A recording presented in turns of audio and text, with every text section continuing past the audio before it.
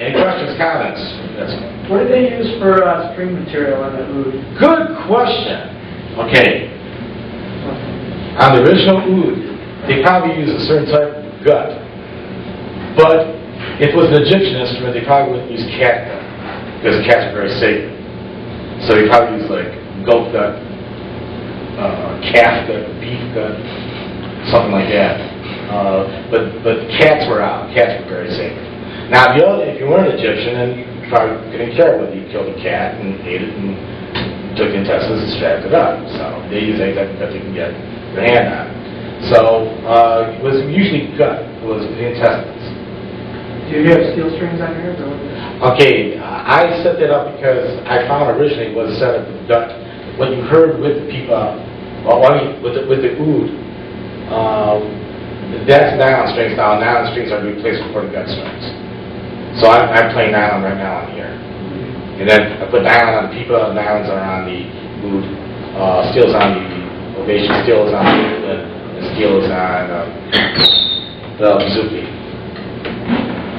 But it was originally cat gut. That was the highest tensile strength you could actually put a pitch up to without snapping. But being that guts were not all the same. Not all that. Okay, that's why they usually doubled the string up, because they couldn't get a true pitch out of one gut because it wasn't machined. So they kind of had two of the same strings in tune so that they would offset each other and give you like what we call chorusing effect now through digital processing. When we do a chorusing to an effect, we actually detune our instruments and we set out another pitch that another one were playing. Essentially, that's what they were doing with the two types of gut with each other. So basically, the first instrument probably was gut, plucked with some type of shell, with some wood on the fretboard, and a dead turtle body. That would be on the first guitar. Microphone. Oh, that's it. Same thing with the sitar. Now, sitar, that's pretty incredible. I think the sitar is actually, the sitar that you're hearing right now cannot be a sitar that they played in India 1,000 years ago. Because the sitar relies on sympathetic vibrations. The strings would have to be really, really in tune so they can vibrate with the main pitch. I don't think you can get gut to react that way. So I think a sitar probably comes with the machining. It probably would go back about 500-600 years ago with the idea of metallurgy. So when you actually could make a string, you would have to make a physical steel string. Yeah, I'd have to put it back to about 500-600 years ago. Right when they were messing around with metals and getting it good. Metallurgy took off like around 1400, 1500. They had to make all the shields better and make their barrels better, and their cannonballs better. Marco Polo came in with a gunpowder. Everything just exploded. Anything else?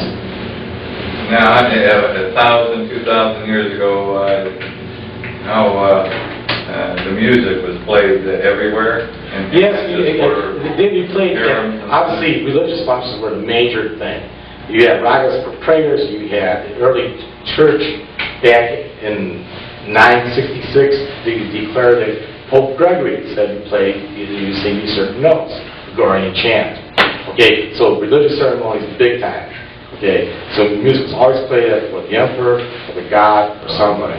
They got out to the streets. They got out to the streets in different areas. What happened is that there was a colloquial music, and then there was the formal music. So the court musicians, like in China, they would play for the emperor. But yeah, you had people jamming out the streets too and doing their thing too. But however, they couldn't really they could not supersede their activity above what was going on with the court area. They had to kind of lie low. Right. Okay. So yeah, and same thing with if you saw Amadeus, you'll see what the partying was down back in Mozart's time was going on. But everybody was doing their own thing, and there was all these people going up for the head masters or head orchestra leaders or head, writers, composers for the court. See, most of the time musicians were paid by rich money that came down because emperors, kings, courts, whatever. That's how they made their living. Because If you played an instrument, you were in a court, you were set. You know? If you were in the court. Yeah. And, but then there was separate schools of knowledge that were passed down, and so there were schools being for ouds, and schools for lutes, and schools for this, and yes, you could get a degree in music, playing lute, in England in 1610. You were a Bachelor of Music. You actually had a bachelor's degree in music in 1610. So, and then lutes, for example, they would just hang them up in the bars, pubs, taverns, hang them up in the barber shops. People would get together and, hey, did you hear this latest tune that came from France? Ooh, So it was and then the troubadours, which was a whole other area. In fact, in the Citizen paper, I'll probably be doing a little thing about the Renaissance, time to Baroque time. And this is the Renaissance period, medieval period, that when all this stuff happens, when all the troubadours are taking poems from Germany and they're translating it to French, they're translating it to English, and they're getting all these ideas across the country, across the entire continent.